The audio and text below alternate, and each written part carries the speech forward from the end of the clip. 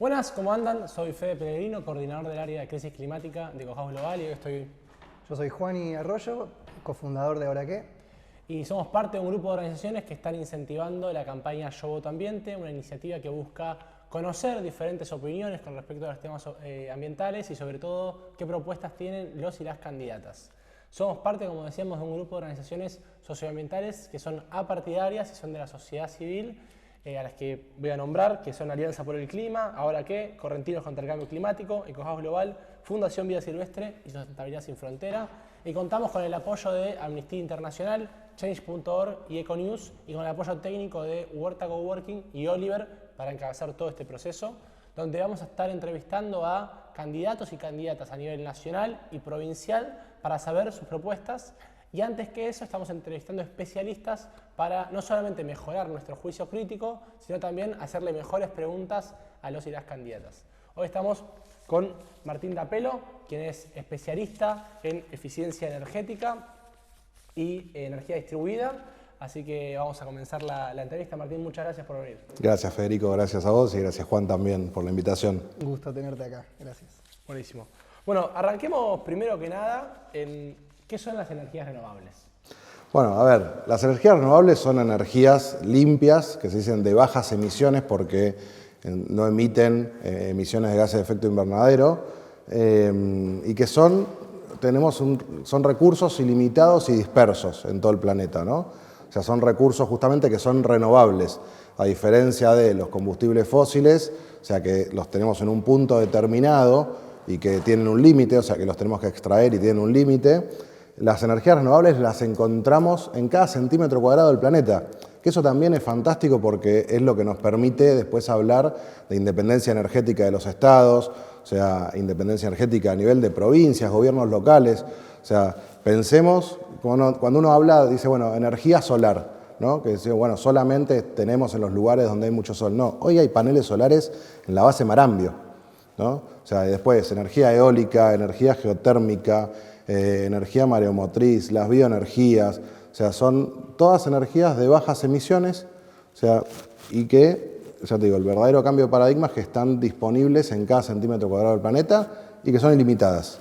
¿Y cómo estamos en Argentina? ¿Cuánto representan en nuestra matriz las energías renovables y en el mundo? Bueno, en Argentina tuvieron un crecimiento desde el año 2015 en adelante, a partir de la sanción de la ley 27.191, que estábamos menos del 1% allá por el 2015 y en 2022 representaron el 13,9% de nuestra matriz energética. En el mundo estamos un poquito arriba del 20% hoy de participación de renovables. Y algo para mencionar y que después podemos profundizar, en Argentina teníamos una meta del 20% de participación de energías renovables al año 2025. Bueno, recientemente esta semana se acaban de publicar el Plan de Transición Energética 2030 y los lineamientos de largo plazo a 2050 y aumentaron esas metas, con lo cual estamos súper contentos con esa noticia porque pasó la meta al 30% de renovables al año 2030 y arriba del 50% de energías renovables para el año 2050, con lo cual es fantástico.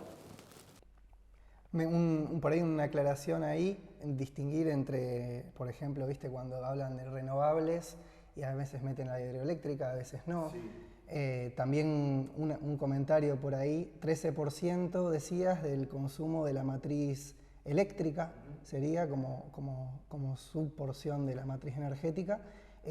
¿Nos querés contar un poco la diferencia? Porque a veces la hidro sí, a veces no. ¿Cómo la entendemos acá? La diferencia de la hidroeléctrica, o sea, se toma como renovable la que es menor a 50 megawatts de potencia, porque se considera que mayor de 50 megawatts son represas, o sea, con embalse. Y el impacto ambiental que genera ese embalse, digamos, hace que no se pueda considerar como renovable. Y después es correcto lo que mencionabas, o sea, es un 13,9 de participación, o sea, sobre la demanda energética. No así, digamos, de la matriz energética total que está compuesta, digamos, después por gas y otros combustibles de hidrocarburos. La renovable entonces sería cuando pasa el río y al solo fluir del río se genera energía Y la otra es cuando haces un embalse grande que dañas el ecosistema. Igual, se llama hidroeléctrica de pasada o mini aprovechamientos hidroeléctricos. Bueno, por ahí estaría bueno ahondar un poco en por qué son importantes este tipo de energías en Argentina. Más allá de la contribución a la mitigación del cambio climático, digamos, ¿qué oportunidades nos traen? ¿Qué rol tienen para jugar en el cambio en la matriz energética? Bueno, en primer lugar, lo que mencionabas, es decir, la importancia de contribuir a la reducción de emisiones de gases de efecto invernadero, que según el último inventario de gases de efecto invernadero de 2018 en Argentina, la generación y uso de energía representa el 51% de las emisiones. Entonces, la generación de energía por medio de renovables nos ayuda a reducir, digamos, esa porción de emisiones. Y después, por el otro lado, tenemos una gran oportunidad de generación de capacidades técnicas locales y de empleo, ¿no? O sea, y lo que se denomina hoy empleo verde, en lo que es la transición justa, que abarca un montón de rubros, o sea, y prácticamente es transversal a todos los sectores esa transición. Y vamos a tener en esa transición el desafío de transformar un montón de sectores, como todo lo que es la parte energética de hidrocarburos, cómo se logra transformar para involucrar a esa cadena de valor en la cadena, o sea, y transformarla en la cadena de valor de las energías renovables de desarrollo local, ¿no? Y ahí, volviendo a lo que decías antes, al tener la energía dispersa en todo el país, esa posibilidad de generación de empleo también, ¿no? También, y además las energías renovables y principalmente en lo que es energía solar fotovoltaica, ¿no? Yo me especializo en generación distribuida, pero lo revolucionario de la energía solar es que con el mismo panel solar que podemos generar energía en tu casa, es el mismo panel que haces un parque solar como el de Cauchari, por ejemplo, de 300 megawatts. Entonces, eso para lo que es la industria de la generación de la energía es completamente revolucionario porque hasta ahora la generación de energía era solo materia de grandes grupos económicos que había que hacer una planta de generación de energía. O sea, ahora nosotros nos formamos una pyme y instalamos paneles en Jujuy, en Tucumán, en Catamarca, en Entre Ríos, en Buenos Aires, en La Pampa, donde querramos, y estamos generando energía. O sea, en pequeña escala. O sea, eso es completamente revolucionario, digamos, a nivel mundial, ¿no? O sea, no solamente para Argentina, pero esta posibilidad de poder generar empleo de calidad en todo el país y poder desarrollar, o sea, y capacitar personas que se puedan quedar en su lugar de origen y que no tengan la necesidad de emigrar en la búsqueda de un trabajo de calidad. O sea, bueno, eso me parece que es espectacular, es una ventaja que tienen las renovables y que hay que aprovecharlo, ¿no? ¿Y vos cómo ves la evolución de las renovables en Argentina, digamos? ¿Cómo te parece que venimos y qué desafíos le ves vos hacia adelante, ¿no? Pensando hacia dónde vamos? A ver, Argentina se sumó un poco tarde a las renovables. En un punto, sumarse tarde permitió, o sea, ya arrancar habiendo aprendido de experiencias de otros países y ver cuáles fueron las que salieron mal y cuáles fueron las que salieron bien, ¿no? Pero bueno, o sea, la legislación arranca en el 2006, hubo algunos intentos anteriores, pero en el 2006 tenemos el primer marco legal, después en el 2015 con la 27.191, a partir de ahí tuvieron un crecimiento. Luego, por cuestiones macroeconómicas, o sea, se estancaron y ahora, en estos últimos meses, digamos, volvió a haber un crecimiento a partir de nuevos llamados a licitación, en lo que se llamó las REN-MDI, digamos, las manifestaciones de interés, digamos, volvieron a haber licitaciones. Y en lo que es generación distribuida, digamos, todavía falta, digamos, que crezca realmente al ritmo que debería crecer según el potencial que tenemos. Generación distribuida vendría a ser un concepto que en vez de producirlo, no sé, en vaca muerta, la energía, o traerlo acá, vos lo podés... ¿Cómo es eso? Claro, generación distribuida significa que vamos a generar la energía en el punto de consumo. O sea, es lo que nos permite decir, vos podés generar en tu casa, Pero con el agregado que lo que vos podés generar en tu casa, en el caso de que te sobre energía que no utilizás, la podés inyectar a la red pública, la vendés y te van a pagar una tarifa, digamos, por esa energía que vos estás inyectando. Entonces eso es un beneficio. Sin esa ley, la energía que te sobraba se perdía. O sea, vos ahora, con la ley de generación distribuida, tenés el derecho de autogenerar tu propia energía y en el caso que el fin de semana no estás en tu casa, te fuiste de vacaciones o toda la energía que te sobre, vos se la vendés a la red. Te pagan un poco menos porque Argentina tiene un sistema de retribución que se llama net billing, o sea, que quiere decir que te pagan el valor mayorista, el costo mayorista de la energía, sin el costo del valor agregado de distribución. Entonces, suponete que acá en Provincia de Buenos Aires estamos pagando 8 pesos con 80 el kilowatt hora y te pagan 8,40 lo que vos inyectás. Pero lo importante es que a partir de ahora vos podés generar energía en el mismo punto de consumo, seas una residencia, sea un comercio o una industria, o bueno, para ampliar después el concepto de generación distribuida comunitaria, ¿no? Que nos podemos juntar muchos dueños y hacer un pequeño parque en otro lugar. Me gustaría hacer doble clic en una cosa que mencionaste recién, después me vamos a energía distribuida, sobre que las energías renovables en Argentina habían empezado a tener un impulso a partir de la sanción de la ley y que después por cuestiones macroeconómicas un poco ese impulso empezó a mermar y se empezó a mesetar. ¿Cuál es, digamos, evidentemente la cuestión económica es una barrera muy clara para el desarrollo de renovables? ¿Qué otras barreras también existen hoy y que están muy presentes? A ver, la principal, lo que fue, digamos, lo que representó en ese momento el freno de mano, fue el acceso al financiamiento. O sea, los primeros parques de las licitaciones Renovar y de Mater, lo que es el mercado a término entre privados, se desarrollaron con tasas de interés de aproximadamente 6-7%. O sea, después de las PASO, de las elecciones presidenciales anteriores, de un día para el otro esa tasa de interés pasó del 6-7% al 15%. Entonces ahí hubo más de 90 proyectos que estaban licitados y adjudicados, que no habían llegado a hacer el cierre financiero y que quedaron completamente paralizados. O sea, bajándolo a tierra, digamos, inversores que tenían la intención de llevar adelante un gran proyecto de energía renovable en Argentina, creían que iban a acceder a un crédito y como nuestra macroeconomía medio que empezó a volar en pedazos, el crédito se encareció y se empezó a dificultar.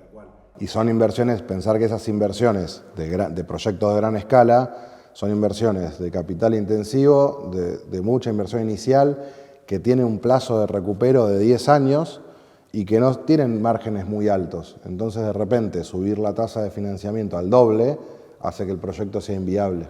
Eso generó que estuvieran trabados casi 1.500 megawatts, digamos, en lo que son los nodos de conexión de las redes de alta tensión, y por eso no se podía seguir desarrollando, porque era decir, bueno, hasta que no solucionamos este problema, o sea, quedaba muy poco disponible en las redes de alta tensión, que esa es otra barrera que tenemos hoy.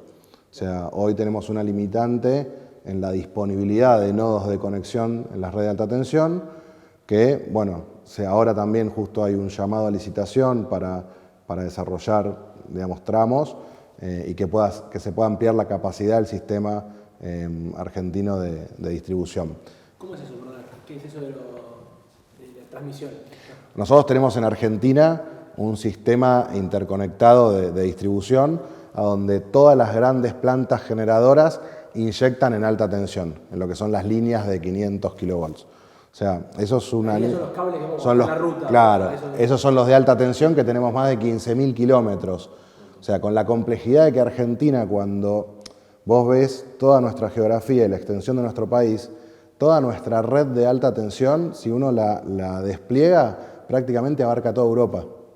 Entonces, cuando uno dice, bueno, la energía renovable en Alemania, en España, en Portugal, en Francia, estamos hablando de superficies con redes mucho más cortas no sé si más sencillas, porque después en cantidad de usuarios obviamente que tienen, digamos, otra densidad de habitantes, pero entender, digamos, la complejidad que tiene nuestro sistema eléctrico, a donde los grandes centros de consumo, que es Capital y Gran Buenos Aires y la provincia de Buenos Aires, demandan más del 50% de la energía del país y generamos energía en la represa del Chocón, ¿no? O sea, la cantidad de miles de kilómetros que viaja la energía desde todas las fuentes, ¿no? De todas las plantas, y las pérdidas que eso representa, ¿no? En el sistema. Entonces, por eso es tan importante poder decir, bueno, las renovables me dan la posibilidad de poder generar en el punto de consumo o de lograr independencia energética a nivel mismo provincial.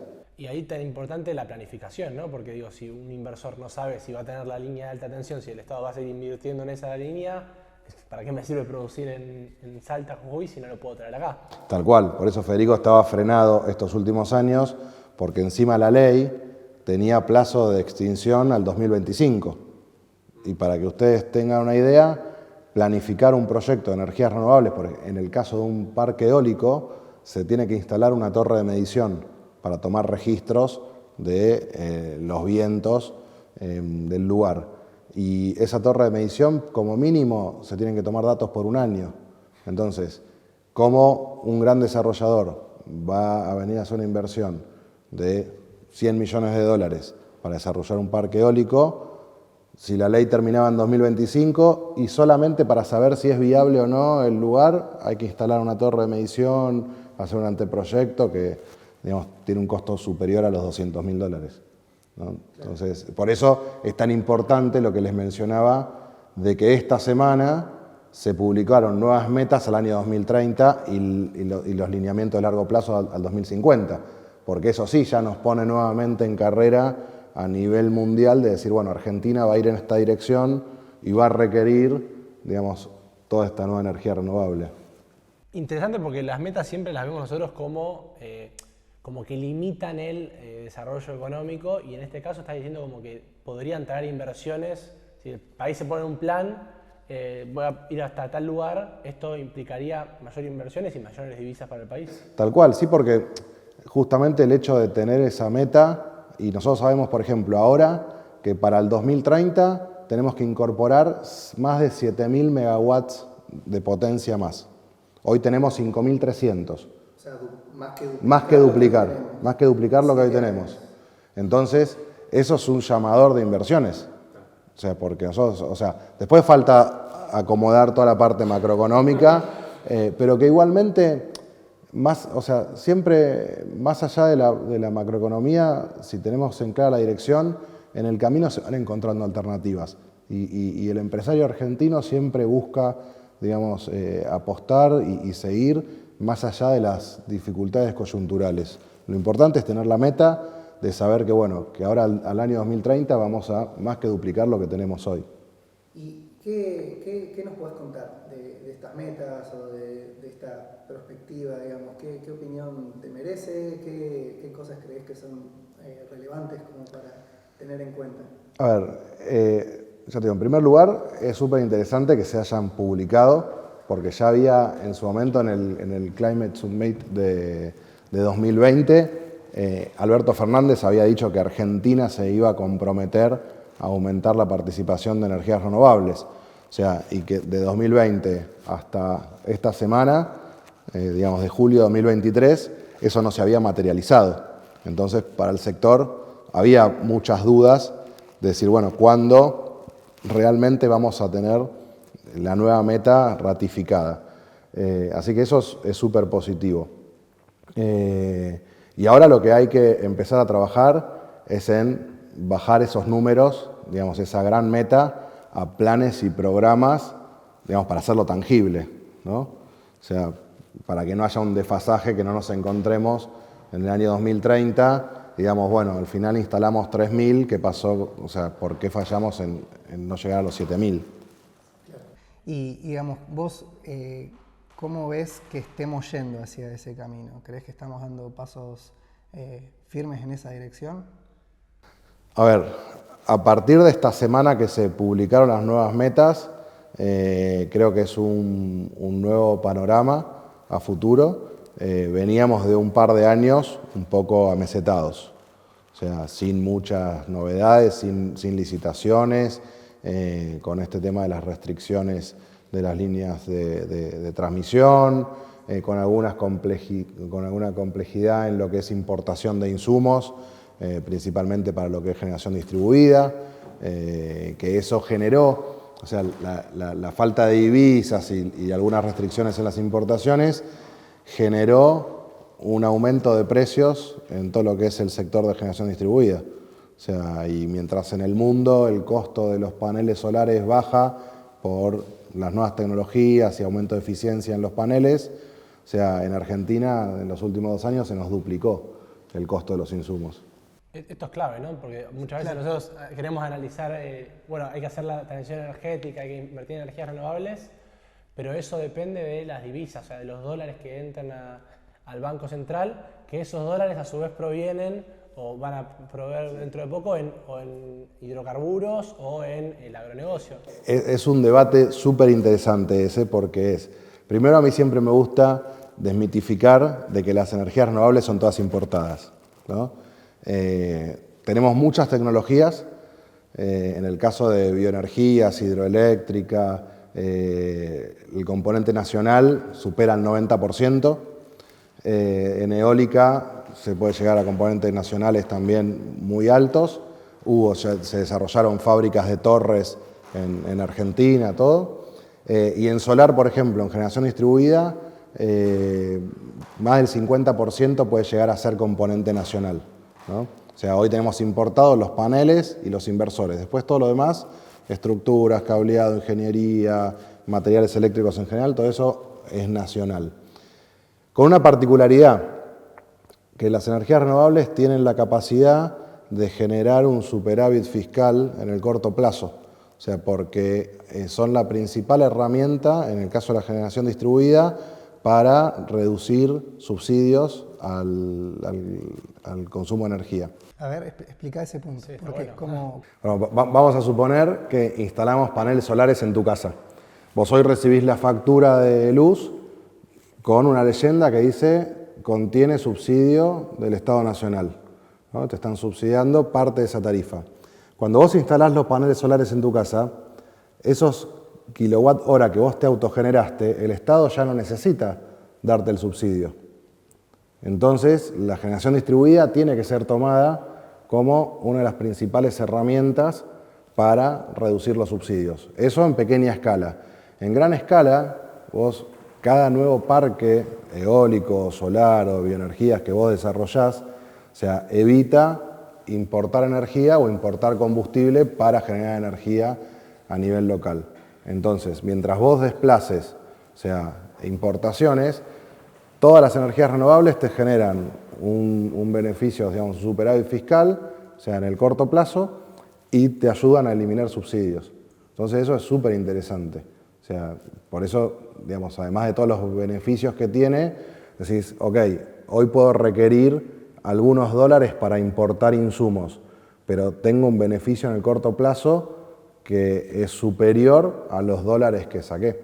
O sea, y por el otro lado, por ejemplo, para que la generación distribuida siga creciendo al ritmo que necesitamos para cumplir la meta de tener 1 gigawatt al año 2030, este año, por ejemplo, se necesitaban entre 25 y 30 millones de dólares para todo lo que es generación distribuida en Argentina. Cuando uno lo mira a escala país, no es un gran número comparado a otros sectores, digamos, lo que demandan como insumos de importación, ¿no? Y hay otro punto, decías, vos te ahorrás los subsidios porque la gente empieza a consumir energía que genera en sus hogares o que los parques también generan energía que desplazan importaciones. Ahí también hay otro punto que a veces es una especie de mito a veces de que, bueno, las energías renovables requieren divisas. Es cierto que requieren divisas en el corto plazo y ese es el problema, porque justamente hoy estamos un poco ahogados en el corto plazo. Pero en el mediano, largo plazo, básicamente te ahorran consumir energía que o la importás o si la producís acá la podés exportar. Entonces, en el mediano, largo plazo siempre es superavitario en términos comerciales. Tal cual. Eso es importante. Y lo otro que decías, retomando un poco con la generación de empleo y las oportunidades, en cuanto a qué capacidades reales tenemos en Argentina como para poder desarrollar empleo que vaya en línea con estas metas que nos ponemos y que estas metas un poco tengan de referencia esas capacidades. Digo, ¿cómo es el juego ahí entre qué podemos hacer y hacia dónde podemos ir? A ver, pensemos que en esta transición, digamos, todos los sectores se van a ver involucrados y van a tener una transformación. A mí siempre me gusta, yo tengo un hijo de 10 años y siempre pienso, digo, ¿de qué va a trabajar? No lo sé, porque de acá a 10 años o 15 años va a haber trabajos que hoy no existen. Como hace 20 años no era común escuchar hablar de un community manager o un gerente de sustentabilidad. Hoy en las empresas estamos viendo áreas de sustentabilidad, gerentes de sustentabilidad. Hace 10 años no existían, o 5 años no existían. Entonces, esa posibilidad de generar empleo, justamente hoy por la mañana tuve la posibilidad de participar en el Consejo Consultivo de Empleo Verde en el Ministerio de Trabajo. Y está buenísimo que se den esos espacios de debate, porque justamente lo que tenemos que analizar es decir, bueno, ¿cómo hacemos para censar o detectar las capacidades técnicas profesionales que tenemos? Porque estamos, digamos, hoy en las universidades prácticamente se estudia con currículas que son de hace 20 años. Entonces a nosotros nos pasa cuando buscamos colaboradores y trabajadores para el sector, que digamos, hay profesionales recién egresados que no vieron lo que son las energías renovables en carreras como arquitectura o ingeniería, o que tal vez lo vieron en talleres que eran extracurriculares, digamos, por un interés propio, pero no, digamos, con la profundidad que debería ser. O sea, hoy el eje de la construcción es clave. O sea, y hoy cualquier arquitecto debería, cualquier arquitecto debería salir con esas competencias. Entonces, entender que cuando ponemos una meta y decimos, bueno, queremos desarrollar tanto de energías renovables, bueno, tenemos que saber con qué recurso contamos. Y cuando analizamos un poquito para atrás, y nos vamos unos años para atrás, en los primeros parques que se desarrollaron en Argentina con la Renovar, los primeros parques, hasta los montadores, todas las empresas venían de afuera, o sea, venían empresas extranjeras a hacer la ingeniería, a hacer el montaje de los paneles o de las torres eólicas. Todo eso hubo una curva de aprendizaje, de transferencia de conocimientos, y hoy tenemos un recurso local súper valioso, porque tenemos un montón de gente ya capacitada en el país. Falta un montón más, digamos, pero hoy ya lo tenemos. O sea, entonces ya es un punto de partida distinto, o sea, que hace 5 u 8 años atrás, cuando para montar un parque venían todos extranjeros. Y el tema es decir, bueno, tener cuidado con esas metas que ponemos, que no excedan las capacidades locales, o ver en el medio qué planes y programas se desarrollan que nos ayuden a todas las empresas a generar más empleo, a dar más capacitaciones, para que estemos preparados y cada vez tengamos más gente, o sea, lista para empezar a trabajar mañana. Es como un ritmo que tiene que ir balanceándose entre la ambición y las capacidades para que sea virtuoso, para que las metas impulsen esas capacidades y las potencien, ¿no? Si nosotros dijéramos hoy, bueno, tenemos que, vamos a duplicar las metas de generación distribuida o como decimos, bueno, multiplicarla a 5 gigawatts. Si no hay capacitación, no tenemos empresas instaladoras. O sea, ¿no? O sea, porque no hay técnicos formados para que se crezca a ese ritmo. Entonces es el huevo o la gallina, ¿no? Pero como muchos, a mí siempre me gusta hablar de las revoluciones industriales. Cuando hablamos del cambio climático siempre nos referimos a lo que era la era preindustrial, y a mí me gusta hablar de las revoluciones industriales y los saltos de innovación, ¿no? De cómo se fueron dando a través de la historia.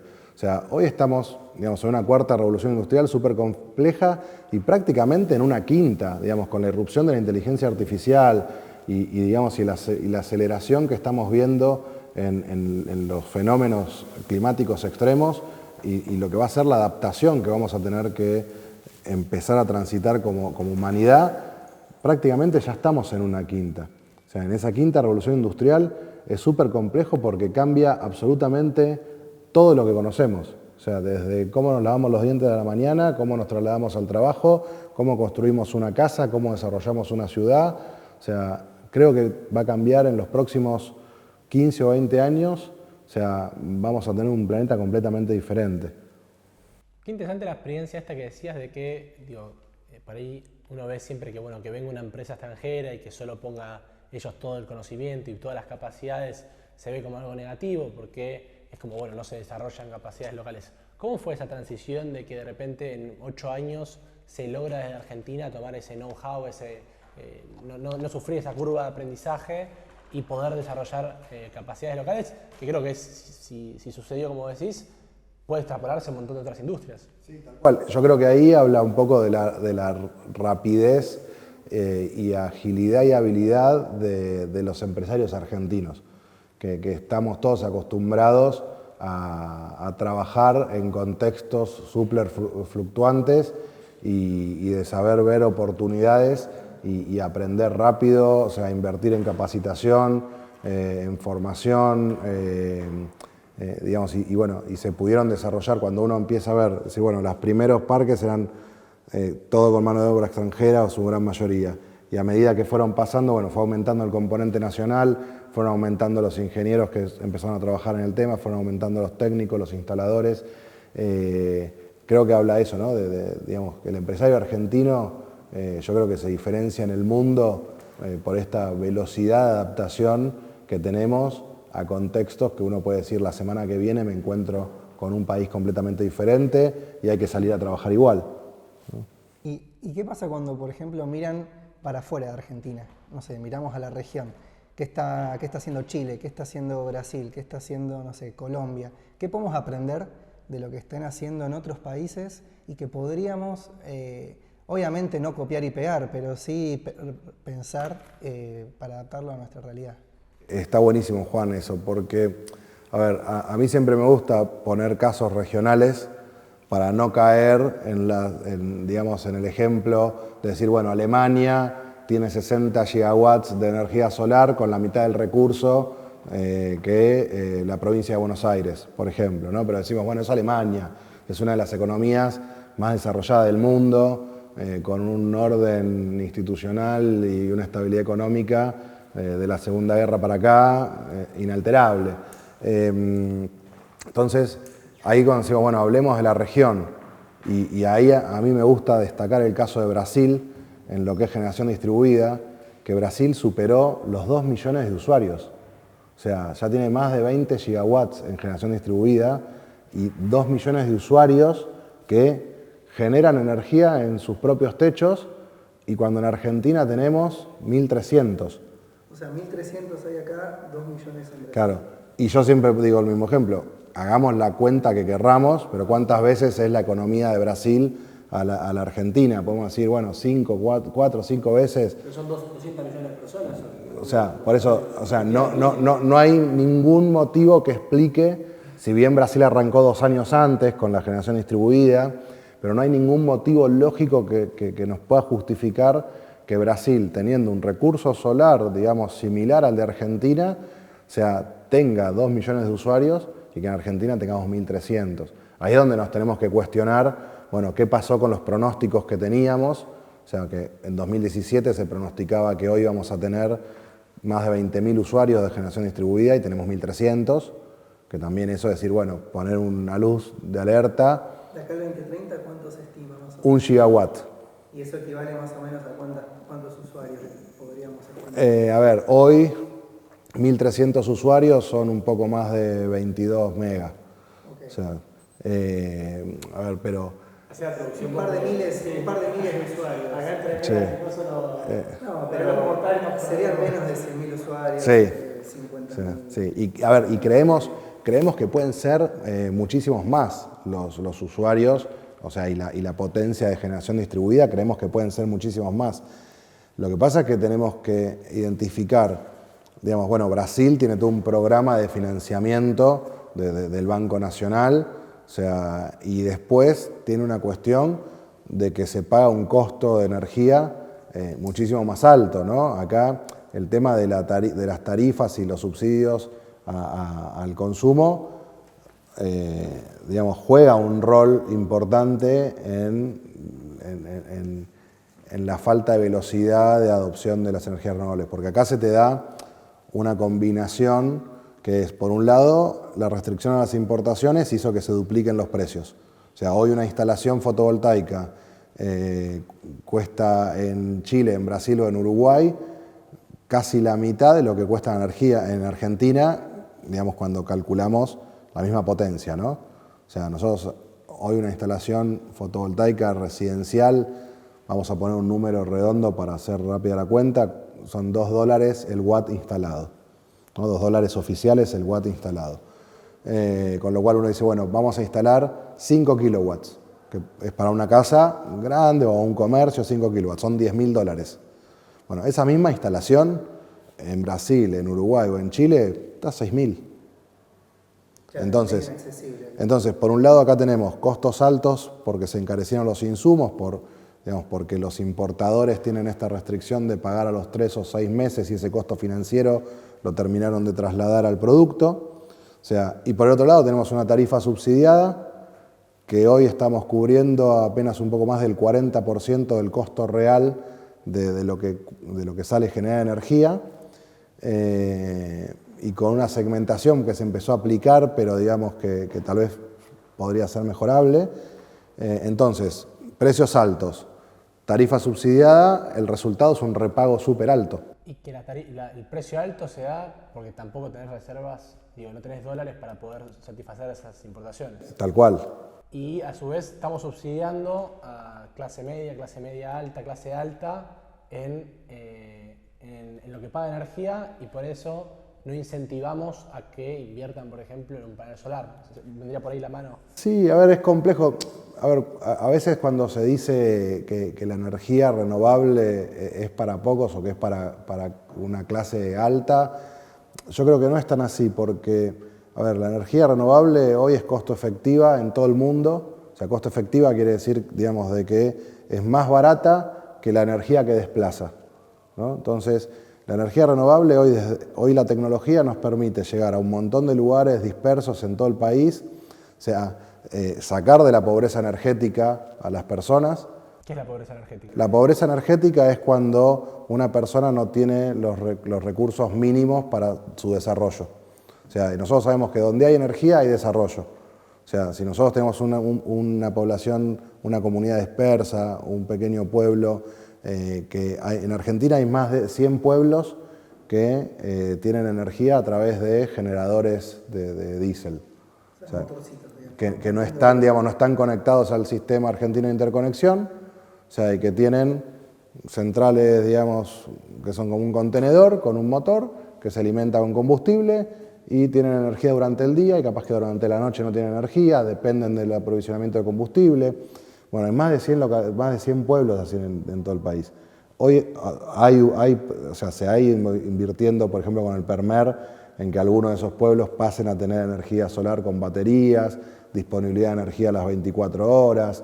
El caso de Olaroz en Jujuy, que los pobladores decían lo primero que les llamó la atención era que ya no escuchaban más el ruido, o sea, del generador, ¿no? O sea, pero, digamos, disponer de energía a las 24 horas, o sea, nosotros tal vez acá estamos mal acostumbrados o muy acostumbrados a que apretamos la tecla y tenemos luz y que ni sabemos cómo vino y encima era baratísima o sigue siendo baratísima, porque Argentina tiene una matriz relativamente barata a comparación del resto del mundo.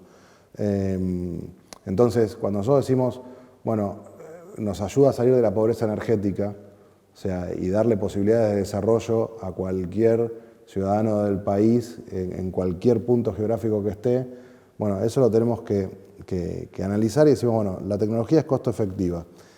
Un desafío importantísimo es para la vivienda social.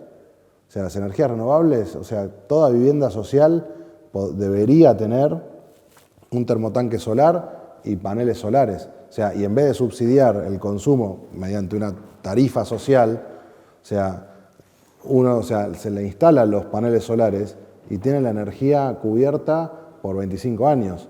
Más todavía con lo que es la reglamentación de la generación distribuida comunitaria, que es donde todos nos podemos juntar, todo un barrio, todo un pueblo completo, distintos vecinos en distintos lugares, hacer un parque solar más grande, que va a ser mucho más barato, que lo hagamos cada uno en nuestras casas, y que cada uno tenga un porcentaje de ese parque. Y entonces, decir, bueno, yo en mi casa consumo 400 kWh, pero lo generé con ese parque solar. Eso en la vivienda social podría hacerse en todo el país. ¿Ya se está haciendo algo de eso? ¿Qué podemos Hay algunas provincias pioneras, como Córdoba, Santa Fe, Mendoza y La Pampa, que con distintos nombres, uno es energía colaborativa, en otro comunitaria, digamos, pero y estamos esperando a que ojalá se reglamente en todo el país. Lo que pasa es que también otra de las barreras que tenemos en generación distribuida, solo adhirieron 14 provincias, pero además con adhesiones parciales a la ley nacional, y a nivel legislación tenemos 10 países diferentes. O sea, en provincia de Buenos Aires se trabaja de una forma y los requisitos son unos y son los 2 medidores. En las áreas de concesión de sur y de nor es otra forma, vas a Córdoba y es otra, vas a Santa Fe y es otra, vas a Salta y es otra. Entonces, tal vez está faltando, digamos, que todo el sistema se simplifique un poquitito más para que para el usuario no sea tan difícil tomar la decisión de instalar energía renovable. Y, digamos, ahí como que se abren varias puertas, ¿no? Comentabas lo de Brasil, de qué es tan distinto que haga que Brasil esté teniendo un crecimiento, un boom tan importante en la distribuida y que nosotros estemos por ahí más aletargados. Mencionabas el tema del financiamiento, mencionabas el tema del costo de las tarifas, mencionabas también algunas experiencias incipientes. ¿Crees que ahí tenemos algunas pistas como para decir, bueno, sobre qué podemos construir o qué podemos impulsar hacia adelante? Yo creo que el financiamiento es clave, porque lo que pasa es que la ecuación en Brasil, entre que son los equipos un poco más baratos y pagan más cara la tarifa, el repago de esa inversión, o sea, un kit de generación solar fotovoltaica tiene una vida útil de 25 años. Y en Brasil el repago puede dar entre 4 y 5 años. El repago es cuando salís hecho con la plata. Claro, cuando salís hecho. Es decir, bueno, yo hago la inversión de $6.000 y con lo que me ahorro de tarifa lo pagué en 4 o 5 años. Eso pasa en Brasil. Y acá en Argentina, en lo que es Gran Buenos Aires, ese cálculo me da 15 años. Entonces, no tenés ningún crédito ni nada como para... recién, o sea, algunas entidades financieras empezaron con algunos créditos con tasa diferencial, digamos, pero igual, hoy una tasa diferencial para proyectos de renovables en Argentina es del 60 y pico %, que igual es, o sea, es más baja que la inflación, es una tasa negativa, pero para cualquier comerciante pyme que en su coyuntura está con otras urgencias, y que lo corre la inflación y cómo le paga a la gente y cómo hace para que no se le despeguen los precios de las materias primas o de sus insumos, es muy difícil, como decimos nosotros, parar la pelota y pensar en algo que va a durar 25 años. O sea, a ver, es muy difícil, o sea, hoy el mercado de generación distribuida se está moviendo en todo lo que son empresas multinacionales que desde la casa matriz dicen, bueno, tenemos compromisos de carbono neutralidad al año 2030, al año 2040, y bueno, y de la casa matriz le dicen, mira, queremos que todas nuestras sucursales tengan energía renovable, digamos, y a partir de ahí se va avanzando. Pero ya empresas que ya tienen resueltas, digamos, cuestiones estructurales de base, y no la pyme que está con otras urgencias. Igualmente hay pymes en Argentina, digamos, que ya acomodaron algunas cuestiones básicas y en rubros, hay muchos rubros, rubros de tecnología, digamos que de logística, que les está yendo bien, digamos, aquella pyme que está en un rubro próspero, sí ya se encamina para las renovables, pero después, digamos, hay muchas pymes que están con algunas complicaciones económicas que hoy les cuesta, es decir, frenar y ponerse a ver este tema. Me gustaría, no sé qué opinan, por ahí de hacer un doble clic en tema financiamiento. En el plan a 2030, las inversiones que se estiman que se necesitarían para ampliar la potencia, el sistema de transmisión, los sistemas de distribución, andan en el orden de los 40.000 millones de dólares. Como para tener un orden de magnitud, eso podría ser equivalente al último préstamo con el fondo o al déficit comercial de energía que venimos teniendo en los últimos 10 años, digamos. Es una cantidad considerable de inversiones, ¿no? Entonces siempre surge la pregunta de decir, bueno, ¿cómo podemos financiar la transición? Y siempre hay muchas veces que aparece la respuesta de decir, bueno, no, primero tenemos que ordenar la economía, generar reglas claras, y cuando todo esté medianamente resuelto y la tierra fértil, ahí van a venir las inversiones y ahí vamos a poder. Pero eso es como, siento yo que es una visión como muy de, bueno, no hacemos nada, esperamos por ahí 10 años hasta que se arregle la economía y vemos qué pasa. Sí. ¿Qué podemos hacer mientras tanto, digamos? ¿Cómo podemos hacer para que el proceso ayude a la economía a arreglarse también, ¿no? Mira, ahí te hago una comparación, ¿no? Cuando uno va a tener un hijo siempre empieza a decir, bueno, primero tengo que tener un trabajo estable, tengo que tener la casa, tengo esto, que el otro, y si uno empieza a tener que tener todas esas certezas, o sea, es muy difícil, ¿no?, llegar a ese momento. Entonces, es decir, ¿cuándo es el mejor momento para tener un hijo? Cuando tengas ganas. O sea, porque nunca vas a tener todo el tablero de ajedrez, todas las piezas acomodadas.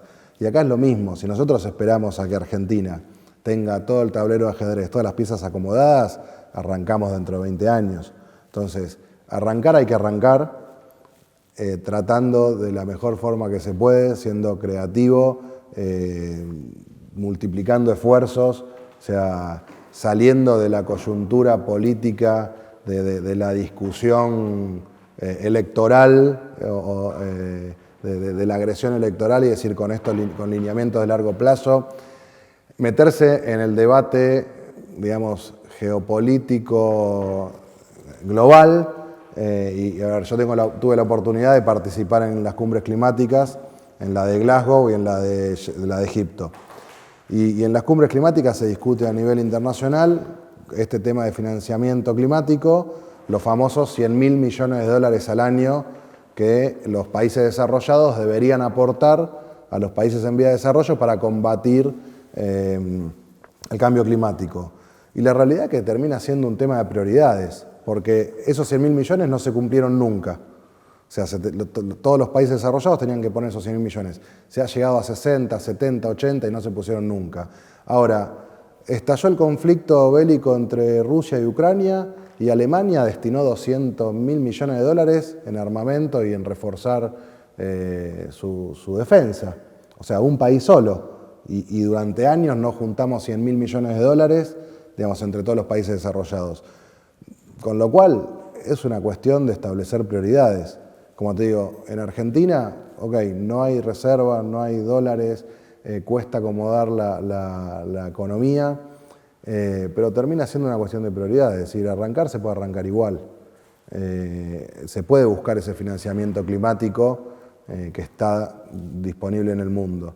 O sea, hay que presentar proyectos, hay que tratar de alguna manera de lograr obtener esos fondos. Y demostrar que tenemos acá todos los recursos, no solo los recursos naturales, se habla mucho de Argentina como poseedor de un activo ambiental y se empezó a hablar del canje de deuda por activos ambientales, también ese debate a nivel internacional de decir, bueno, ok, los países desarrollados, digamos, durante 200 años de revoluciones industriales, agotaron, digamos, todos sus recursos y su cuota, digamos, de contaminación y, digamos, nos están haciendo pagar los platos rotos a los países, como se dice, del sur global, que somos los en vía de desarrollo, que generamos solamente el 20% de las emisiones, el 80% de las emisiones se generan en los países desarrollados del hemisferio norte. Y bueno, por eso tienen la obligación de financiar. Pero bueno, de financiar, ¿cómo? ¿Con qué reglas? ¿No? A mí me ha tocado estar en reuniones de financiamiento internacional y dicen, bueno, no, porque Argentina es un país inestable o un país de riesgo. Y vos decís, ojo, de riesgo según con los ojos que lo veamos, porque Argentina representa el 0,7% de las emisiones de gases de efecto invernadero mundiales. Y entonces, ¿quién genera más riesgo? ¿El país desarrollado que genera el 20% de emisiones o Argentina con el 0,7%? O sea, ¿quién está generando más riesgo a la humanidad? Argentina tiene un riesgo que es muy doméstico. O sea, Argentina tiene todos los recursos naturales, tiene capacidades profesionales impecables. O sea, el trabajador argentino es súper valorado en todo el mundo. El problema que tenemos Argentina a nivel, yo creo que internacional, es muy doméstico, de puertas para adentro, y es una pelea con ventillo, digo yo, ¿no? O sea, la pelea política o la inestabilidad que tenemos como país político, o sea, es una pelea con ventillo. Realmente tenemos todos los recursos naturales y capacidades, digamos, un potencial industrial que podría estar muchísimo más. Entonces, también a veces yo creo que caemos un poco en esa trampa de decir, bueno, Argentina es un país inestable y por el riesgo que tiene, le subimos la tasa y se dice Argentina el riesgo país que tiene. Y no, a ver, no soy especialista en ese tema, pero digamos, uno dice, Argentina no puede tener el mismo riesgo país o más alto que un país que está en guerra. ¿No? Entonces, o sea, es que nunca entró en guerra casi. O sea, por eso, o sea, ¿quién nos está calificando y por qué? Digamos, ¿no? O sea, porque la cuestión creo que pasa por ahí, ¿no? Es decir, bueno, ¿cómo accedemos a esos fondos internacionales, pero con qué condiciones? Yo creo que tampoco sirve, es decir, tomar inversiones a un 15% de tasa cuando Chile paga el 6%. Y, digamos, cuando vos te volvés de las negociaciones internacionales y ves cómo estos flujos de financiamiento prometidos no llegan, también un poco uno puede pensar, decir, bueno, supongamos un mundo en el que esa plata sigue sin llegar, ¿qué tenemos nosotros para generar flujos de inversión que vayan a las energías renovables? Y en el último plan de transición energética un poco se muestra ese vínculo y ese rol que pueden jugar los hidrocarburos en el corto y mediano plazo, entre las exportaciones de crudo al principio y de gas a los países de la región y de GNL en el futuro, de aportar divisas que serían necesarias para sostener ese flujo. Sin embargo, no hay ningún mecanismo que garantice que eso pase. ¿Qué crees vos que podríamos empezar a discutir sobre ese tema, empezar a pensar? ¿Crees que deberíamos avanzar en esquemas que permitan que eso empiece a suceder? Sí, Juan, yo creo que es una deuda pendiente el hecho de establecer alguna regalía, digamos, que se destine a la aceleración del proceso de transición. O sea, por un lado, el debate que yo creo que nos debemos en Argentina es...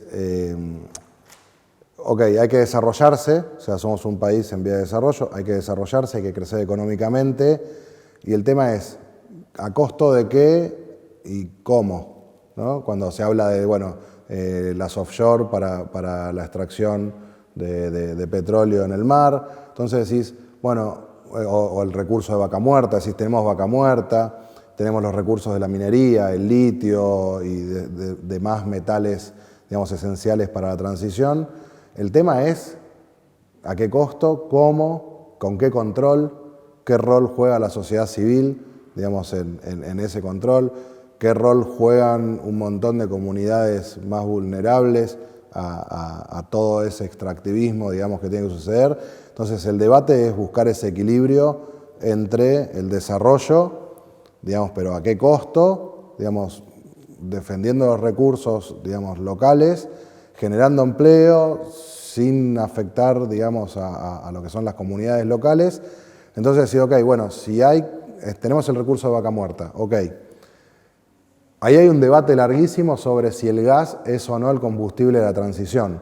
Yo creo que siempre hay que contextualizar, ¿no? O sea, si uno dice, bueno, el gas es el combustible para la transición para Costa Rica, y no, porque no tiene. O sea, ahora, para Argentina, y tenemos vaca muerta, bueno, ¿se va a utilizar? Bueno, se va a utilizar por varios años más. También hay que ser conscientes que el gas está abajo, digamos, se necesitan millones y millones, miles de dólares de inversión para extraerlo, para hacer los gasoductos. O sea que ahí la discusión es si esos millones y miles de dólares, en vez de usarlos para extraer hidrocarburos, los usáramos para renovables, ¿qué pasa? No lo sé, digamos, no tengo hecho el ejercicio, pero decir, la realidad es que los dos sectores necesitan, y hoy estamos destinando un montón, digamos, de subsidios y de planes a lo que es seguir desarrollando hidrocarburos con el argumento de que es el combustible de la transición, que si bien el gas tiene menos emisiones que el petróleo, obviamente, pero tampoco es, digamos, una energía limpia o que tenga externalidades positivas. O sea, tiene emisiones más bajas, pero tiene externalidades negativas. Entonces, decimos, bueno, si vamos a extraer ese recurso, ok, estaría bueno establecer mecanismos de regalías para decir, ok, con esos recursos que estamos extrayendo, lo vamos a hacer durante tal plazo, con tales beneficios, pero sepamos que nos va a dejar esto, digamos, como para seguir construyendo a futuro. Y no que sea algo de extractivismo, de sacar y sacar y sacar y sacar, y cuando nos dimos cuenta nos agotamos todo el recurso y no nos quedó nada, digamos. Y ahí no vamos a tener ni recursos ni posibilidades, no habremos desarrollado la infraestructura necesaria, digamos, para los próximos 100 años, ¿no? Porque no tenemos que pensar en los próximos 10, tenemos que pensar en los próximos 100. Ahí traes algo interesante porque creo que es un punto en común entre varios especialistas que vinieron de que tenemos la potencialidad, o sea, se puede extraer el recurso y que no sea extractivismo necesariamente, digo, se pueden pensar, hay un gran gris en el medio que uno puede pensar con planes, pero bueno, de vuelta, no es sentarse y generar estos consensos políticos y tal. Y bueno, hay otro, también tenemos el riesgo de cumplir la maldición de los recursos naturales, de bueno, tenés el recurso natural, te lo gastaste todo y después se terminó la fiesta. Entonces vos ves ahí un gris en lo que se puede trabajar y donde los diferentes sectores que a priori parecen con intereses contrarios podrían llegar a una síntesis superadora. Sí, a ver, yo creo que el gran debate es, tenemos los recursos, ¿los queremos, digamos, extraer, sí o no? Ese es el primer debate. O sea, a ver, hay un consenso general en decir, bueno, los necesitamos, ¿no? O sea, necesitamos extraer esos recursos para la economía del país. Bueno, pero el tema es a qué costo, cómo se controla, o sea, y el otro día me tocó asistir y tener la posibilidad de ir a la presentación del informe ambiental de FARN, ¿no? Y estuvo hablando en el panel una mujer que es pobladora de uno de los pueblos que está cercano a las minas de litio. Y uno dice, bueno, una mina de litio va a tener un costo colateral, y ella decía, nosotros no queremos hacer el daño colateral. Y uno se pone a pensar, ¿no? Desde nuestros hogares, que yo en mi caso vivo acá en Provincia de Buenos Aires, que no me va a tocar nunca, o sea, tener que mudarme de mi casa porque me vinieron a hacer una mina a 10 cuadras, digamos, y que me empeora la calidad del aire, del agua, para mi hijo. Entonces, es muy difícil a veces pensar, decir, bueno, ¿a qué costo? Y uno dice, bueno, es un daño colateral, es una población de 200 personas, los movemos de acá para allá. Somos personas, o sea, así haya que mover a una, digamos, es un debate que hay que generar y decir, bueno, es muy difícil analizar, digamos, a una persona como daño colateral. Y tiene que ser una discusión sincera, en todo caso. Bueno, el país o la provincia decidió hacer tal cosa, bueno, sepamos que estas personas no la van a pasar bien y que por ahí hay que pensar mecanismos para que esa persona tenga garantizado lo que sea que se necesite, pero es una discusión que, digo, taparle y decir, no, bueno, el litio es la oportunidad de nuestras vidas. Claro, a ver, por el otro lado, por eso te digo, es muy difícil, o sea, ya te digo, yo soy empresario pyme, no estoy en esas mesas de negociación o en ese rubro, de decir, con la minería, que son grandes inversiones, digamos, de empresas multinacionales, pero es muy difícil pensar y ponerse en la piel de esa persona que tiene que ser relocalizada. O sea, y después decís, bueno, toda la transición energética necesita metales, o sea, de minería, digamos que son básicos para la transición. Cobre, oro, plata, el litio. O sea, decir, bueno, Argentina tiene todos. O sea, decir, ok, bueno, ¿se van a extraer? ¿Con qué métodos? ¿Con qué regulación? con regulación, que por ejemplo está prohibida en Europa, pero acá la permitimos, son debates súper largos. O sea, y que tiene que estar incluida la sociedad civil, con audiencias públicas, o mismo con un plebiscito. No sé cuáles son los mecanismos, pero sí no se dio, o sea, yo creo que en Argentina no se dio nunca y nos está dando esta discusión de decir, bueno, ¿cuál es el tablero que vamos a armar para los próximos 100 años? O sea, ¿cuál va a ser el rol de Argentina en el mundo en los próximos 100 años? Eso creo que es un debate ausente.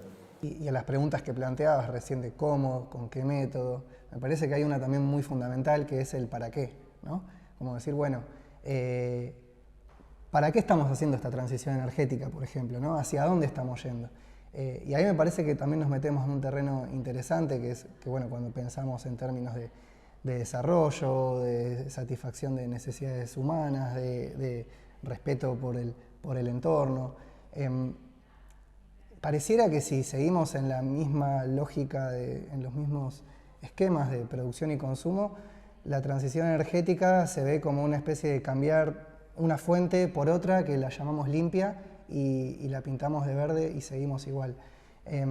¿Vos creés que la transición energética va más allá? ¿Que la transición energética se queda ahí? Digamos, ¿qué visión tenés? ¿Es viable una transición energética dentro de los paradigmas actuales? A ver, yo creo, es otra discusión también. Es otra discusión. Yo creo, en líneas generales, creo que como humanidad estamos yendo por una autopista de 10 carriles a 300 kilómetros por hora, sabiendo que nos la vamos a pegar contra la pared y nadie está sacando el pie del acelerador. O sea, porque los esfuerzos, o sea, uno que trabaja en el tema, y estamos constantemente en reuniones a nivel local, a nivel internacional, o sea, vemos que nadie quiere ceder nada. Cuando vos vas a la cumbre climática de China te dicen, bueno, ¿y yo por qué tengo que dejar de generar energía con carbón? Si Estados Unidos generó durante 200 años y se pudo desarrollar, yo no agoté mi cuota de contaminación histórica. Y yo me estoy desarrollando y es el recurso que tengo y lo uso. Y la dicotomía de que por el otro lado, o sea, es el mayor consumidor de carbón para generación de energía y entre Estados Unidos, o sea, de los mayores generadores de energía renovable del mundo. Entonces tiene las dos cosas. Y en esto, cuando hablamos también, por ejemplo, de la transición en movilidad eléctrica, dice, bueno, ahora tenemos los autos eléctricos. La solución no es tener un auto eléctrico, la solución es dejar de tener autos, o sea, o dejar de desplazarse, digamos, como tenemos hoy, y la conglomeración de personas que tenemos en las ciudades, que es inviable. Más Argentina, que es un país centralizado, que todo pasa a 10 cuadras del obelisco, ¿no? Entonces, todos los días, millones y millones de personas nos trasladamos solos en un auto, porque el transporte público es malo, porque no hay infraestructura.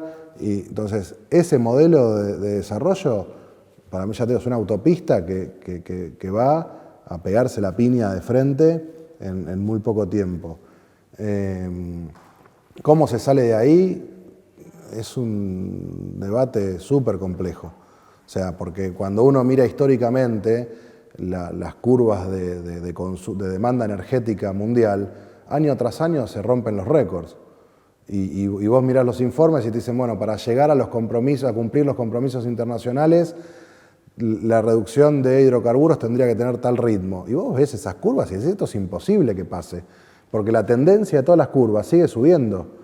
Y vos decís, bueno, tengo más energía renovable, pero aumenta la producción de energía con carbón, y aumenta la extracción de barriles de crudo, y aumenta la producción de gas. Entonces, esa proporción que va subiendo energía renovable nunca llega a alcanzar los porcentajes que tiene que tener.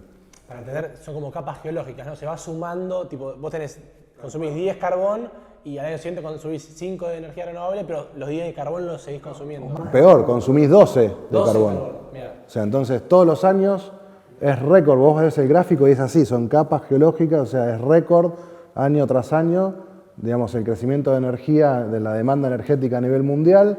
Hoy somos 8.000 millones de personas en el mundo, se estima que dentro de unos años ya seamos 10.000 millones de personas en el mundo, digamos, y a este ritmo de consumo, ayer salió una noticia que se duplicó el consumo, no sé cuánto, se multiplicó el consumo de carne vacuna en el mundo, ¿no? Entonces, este ritmo, digamos, de demanda de recursos con 8.000 millones de personas en el mundo es inviable. Bueno, recién estás con una analogía que me parecía buena de que estamos en una autopista yendo a 1000 kilómetros por hora. ¿Corremos el riesgo de que las energías renovables, o sea, que los autos con los que estamos a punto de darnos contra la pared, en vez de que sean por petróleo, sea con energía renovable? Sí, porque yo creo que el concepto que tenemos que trabajar es de aplicar eficiencia energética y en utilizar menos energía. O sea, hoy, como te digo, año tras año estamos superando los récords de demanda energética a nivel mundial, ¿no? Que eso está relacionado con el crecimiento demográfico y la actividad industrial. Pero tenemos que ver qué mecanismos y qué tecnologías desarrollamos para usar de manera inteligente el recurso, teniendo la misma prestación, o sea, que eso es la eficiencia energética, es decir, cómo consumo menos, o sea, y empezar a aplicarla en todos lados, o sea, en todos los ámbitos, hasta en nuestros hogares, comercios, industrias. La eficiencia energética tiene dos componentes, uno que es tecnológico y que es recambio de tecnología, y el otro que es cultural, que son cambios de hábitos. O sea, y cuando nosotros vamos a trabajar con empresas, el 60% de los ahorros se generan por cambios culturales, por cambio de hábitos. O sea, porque no estamos acostumbrados, no tenemos una educación energética, ni somos conscientes de lo que cuesta la energía, y no lo que nos cuesta a nosotros en nuestro bolsillo. O sea, como yo siempre les digo, vos vas a apretar una tecla y no tenemos información de todo lo que pasa atrás o de lo que significa el país en ese desbalance, digamos, déficit de divisas. O sea, si todos fuéramos conscientes que apagando la luz de la habitación donde no estamos, o sea, o en una oficina, en un consultorio, desenchufar o poner un timer en un dispenser de agua, que a la noche funciona y consume 1500 watts calentando el agua a las 2 de la mañana para nadie, ¿no? Entonces son pequeños detalles de acciones de eficiencia energética que se tienen que trabajar muchísimo. Bueno, el nuevo plan de adaptación y mitigación tiene muchas acciones de eficiencia energética, pero es muy difícil porque la eficiencia energética tiene poco marketing, digamos, siempre decimos el marketing se lo lleva o es mucho más marketinero poner un panel solar que decir hago eficiencia energética. La eficiencia energética es invisible, o sea, después sí te llegan las facturas menos, o sea, pero el desafío es cómo utilizamos menos recursos y no solo en energía, en todo nuestro sistema de producción. O sea, cuando se habla de modelos de economía circular, modelos de economía colaborativa, economía azul, o sea, el tema es, yo creo que a nivel de revoluciones industriales tenemos un montón de fallas, de errores de diseño de productos. O sea, porque un producto que termina siendo un residuo es que falló el diseño. Entonces, lo que necesitamos es toda una nueva generación, digamos, de jóvenes profesionales, pero por eso retomo lo que habíamos hablado antes, de que si hoy se recibe un chico de 25 años que sale de la universidad y no vio estos temas, ¿cómo le vamos a exigir a ese joven profesional y cargarle la mochila de la responsabilidad? Decir, vos tenés que inventar la solución para que esto consuma menos. Si no lo estudió, si nadie lo preparó. Entonces la responsabilidad de todos los que estamos hoy en el día a día laboral es trabajar en difusión, en capacitación, acompañar a todos los jóvenes, digamos, que recién se insertan en el mercado laboral, que están en su proceso final de formación, en decirle, incentivarlos a que se puede y a que, digamos, sean ellos los que vengan con las ganas de transformación, porque también hay muchos sectores, digamos, tradicionales que tienen mucha resistencia al cambio, y eso va a ser natural, digamos, la resistencia al cambio. Yo siempre digo, supongamos que tenés un taller mecánico, que fue de tu abuelo, que fue de tu papá, y vos hoy sos el mecánico, y que reparás motores a combustión, y te hablan del Tesla con el motor eléctrico que se maneja solo y que el motor se cambia en 10 minutos en una estación de servicio. Obviamente que no vas a querer que venga el auto eléctrico. O sea, pero entonces eso representa un montón de trabajo con un montón de sectores, con un montón de capacitación, de decir, ok, vos tenés el taller mecánico, bueno, empezá a formarte desde ahora en lo que es un motor eléctrico, un vehículo eléctrico, qué servicio vas a poder prestar, cómo podés transformar tu negocio para que el día que venga el Tesla a la Argentina no represente que tengas que cerrar, ¿no? Porque ese es un daño, digamos, de la transición. O sea, son esos empleos que se van a perder y que no están dentro de los nuevos que se generan. Tener empatía también, ¿no? Porque digo, no tratarlo como sos un asesino de ballenas porque tenés miedo a que pruebe el laburo de tu abuelo hacía, ¿no? Cuando analicemos cada uno de nosotros, o sea, yo siempre los invito a hacer esta reflexión, analicemos cada uno de nosotros de qué trabajaban nuestros abuelos.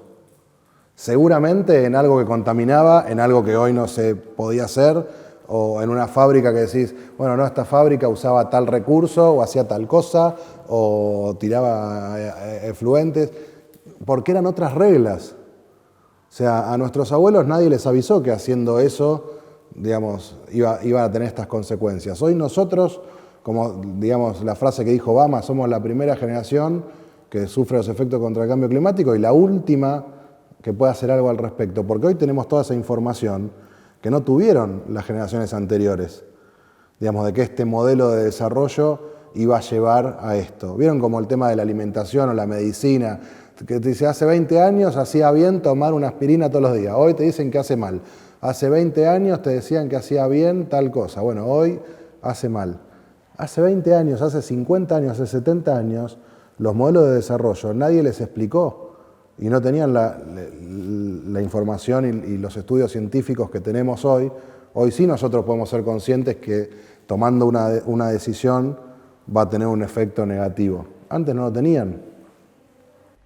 Me parece que, digamos, como para ir concluyendo, está bueno lo que decís de no excluir también a esas personas, sino también de ver cómo integrarlas y ver qué consensos también podemos empezar a encontrar como para avanzar hacia adelante. Y si querés, Fede, te dejo el cierre. No, esto lo que mencionaste me parece muy interesante, en especial porque vamos a intentar hablar con los candidatos de todos los partidos. ¿Cuáles son las claves que vos decís, mira, me parece que sobre esto debería haber un consenso, que así como lo hay sobre la explotación de vaca muerta en el 95%, o sea, los candidatos que sacan el 95% de los votos, ¿qué consenso debería haber con respecto a energía renovable? Que por lo menos te parecen que cuando vos escuchás a los candidatos decís, y este no lo pone porque la verdad que nadie le explicó nada sobre energía renovable, nadie le explicó nada de esto, y le podríamos preguntar y podríamos incentivar a que hagan consenso sobre eso. Te quiero contar una anécdota cortita. Hace unos pocos días me tocó escribir un artículo que surgió de la charla con un amigo que está completamente afuera del rubro, digamos, ambiental, y estábamos charlando de el poco contenido de propuestas que tiene la campaña, ¿no? O sea, esta campaña de las PASO prácticamente es una campaña que uno la ve en los medios, que está hoy basada en agresiones personales, en temas así. Entonces, me dice, no, pero vos que estás en temas ambientales, olvídate, me dice, porque los políticos dicen lo que la gente quiere escuchar. Y a mí me quedó retumbando esa frase, o sea, digo, ¿cómo que los políticos dicen lo que la gente quiere escuchar? Entonces eso significa que no estamos, como sociedad, alzando la voz y demandando que se hable de temas ambientales, ¿no? Porque, digamos, se habla de inflación, de inseguridad, de esto, de otro, pero no se habla de temas ambientales. Entonces, yo, digamos, doy vuelta a la pregunta y digo, ¿cómo podemos hacer todos los que estamos involucrados en estos temas para hacerles llegar a los políticos la voz, digamos, de los ciudadanos, de la sociedad civil, de decir, estamos demandando esto? Porque la realidad es que creo que, digamos, todos los que estamos trabajando en este tema, en distintas organizaciones, tenemos esa responsabilidad en un país donde los índices de pobreza son superiores al 40%, ese porcentaje de la población es muy difícil, que es el más afectado por todos los efectos, digamos, del cambio climático, porque son los más vulnerables, o sea, son los que menos contaminan, los que menos emisiones generan y los que más sufren todos los efectos. Y vos decís, no les podemos pedir a una persona que está pensando hoy cómo pagar el boleto de colectivo o qué comer a la noche, que esté pensando en qué demanda le hace al político de turno para que incluya temas ambientales. Yo creo que esa es una responsabilidad de nosotros, de los que trabajamos y los que cumplimos alguna función en distintas organizaciones.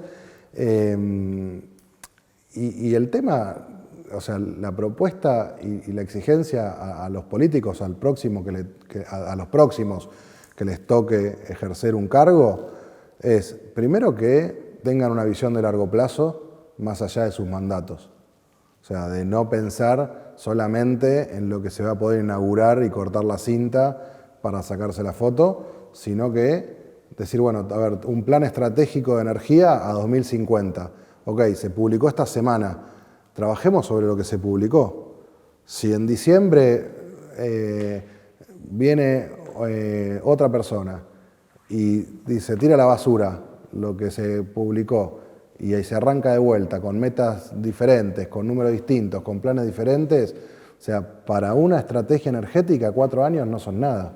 O sea, nosotros tenemos que estar pensando hoy Argentina 2050, digamos, con un horizonte que en el medio los ciclos de innovación de esta cuarta revolución industrial van corriendo tan rápido que así como los últimos escenarios energéticos, los anteriores, prácticamente no se hablaba de hidrógeno y hoy se incluye, capaz que dentro de 10 o 15 años tenemos otra tecnología que hoy no está o esté de manera experimental que nos permita cumplir metas mucho más rápido. Pero la cuestión es como decir, tengamos ese camino a largo plazo y no la coyuntura del momento de que me peleo con el candidato de la oposición y si es más lindo, más feo, más alto, más bajo. No, política de largo plazo, qué modelo de país queremos a 100 años. O sea, cuando se hablaba Argentina, es el granero del mundo. Okay, ¿es el granero del mundo? Ok, Argentina es el exportador de energía de la región. Bueno, ¿va a ser el exportador de hidrógeno verde, de gas natural licuado? ¿Va a ser exportador de petróleo? ¿Va a ser exportador de minerales? Bueno, ¿cómo? ¿Cuánto? ¿Por qué? ¿Para qué? O sea, esas preguntas. O sea, que los planes, digamos, las plataformas electorales de los políticos deberían tener más contenidos, digamos, de estos planes y visiones de Argentina a largo plazo y no tanta chicana, digamos, del corto plazo. Bueno, muchísimas gracias, Martín. Gracias a ustedes. Un lujo. Gracias.